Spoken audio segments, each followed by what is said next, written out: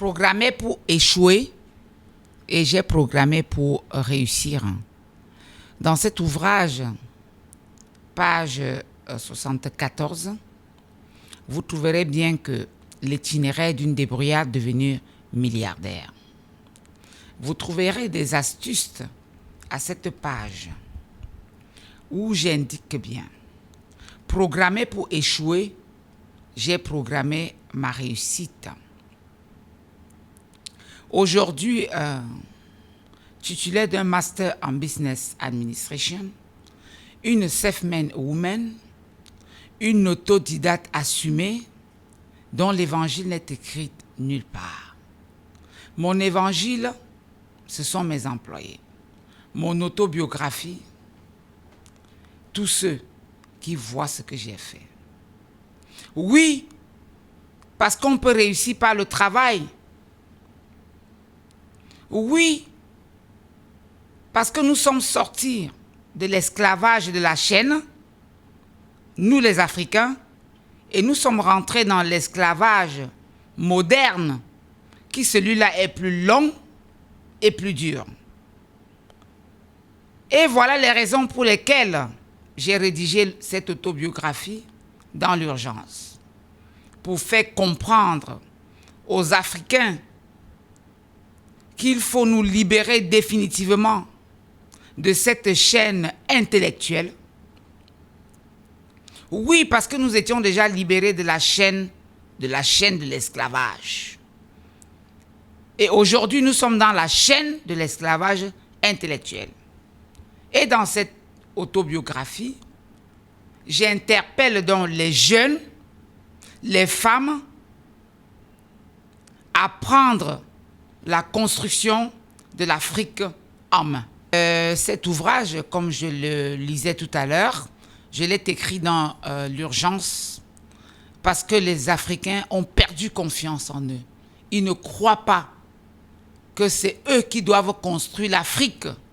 Ils ne croient pas que leur destin est entre leurs mains parce que personne ne peut nous aimer plus que nous-mêmes. Et dans cette autobiographie, je raconte donc comment est-ce qu'on peut reconstruire dignement l'Afrique. Comment les Africains peuvent prendre leurs responsabilités en main. Comment les Africains peuvent prendre leur destin en main. Pour ceux-là qui nous écoutent aujourd'hui sur Africa 24, je les invite à lire cette autobiographie. Parce qu'en 5 minutes, je ne peux pas décrire tout cet ouvrage de 284 pages. Je les invite à acheter cet ouvrage et à comprendre quelles sont les idées de Madame le sénateur, quel est l'esprit de cet ouvrage. Je l'ai écrit pour amener les Africains à comprendre que notre destin se trouve entre notre main. Mais ce qui m'a poussé surtout à faire cet ouvrage, d'abord au Cameroun, parce qu'en tant qu'ambassadrice de la jeunesse au Cameroun, je me suis rendu compte que les jeunes ont complètement perdu confiance en eux. Ils ne croient plus en eux. Ils ne croient plus qu'on peut réussir par le travail. Parce que depuis quelques années, on a mis en exergue des mauvais modèles, des modèles de tricherie, des modèles d'arrangement. Et alors, j'ai écrit dans cet ouvrage pour faire comprendre à la jeunesse camerounaise, à la jeunesse africaine, que oui, on peut. Oui, on peut par le travail. On peut réussir par le travail. On peut réussir comme Mami Nyanga, partant de zéro, devenir milliardaire. Les premières difficultés que j'ai rencontrées, c'était, je cherchais quelqu'un qui va me faire la mise en forme, parce que quand on parle d'une autobiographie, on parle de vous-même. Donc, quelqu'un qui va avoir une bonne plume pour faire la mise en œuvre de cette chef-d'œuvre. Eh bien, j'ai fait confiance à la jeunesse camerounaise. Cette autobiographie a été rédigée par un jeune. Et il a été édité par la maison Éclosion. Donc, c'est 100% camerounais. C'est du bio. C'est le Made in Cameroun, le Made in Africa.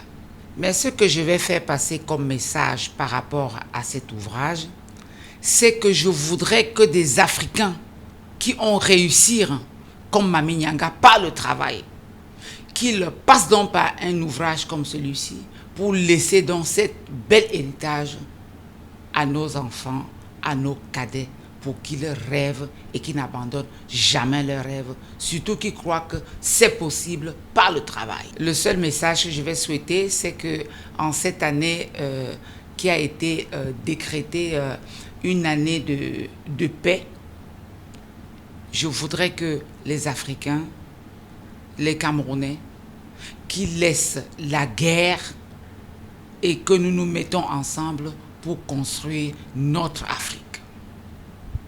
Parce que quand on regarde ce que les Africains ont investi depuis 1960 à faire les guerres, l'Afrique serait déjà développée. Et que nos jeunes qui abandonnent notre continent pour aller toujours vivre chez les autres, qu'ils reviennent vite pour qu'ensemble nous construisons notre beau et chère Afrique. Parce que la terre promise se trouve ici, en Afrique.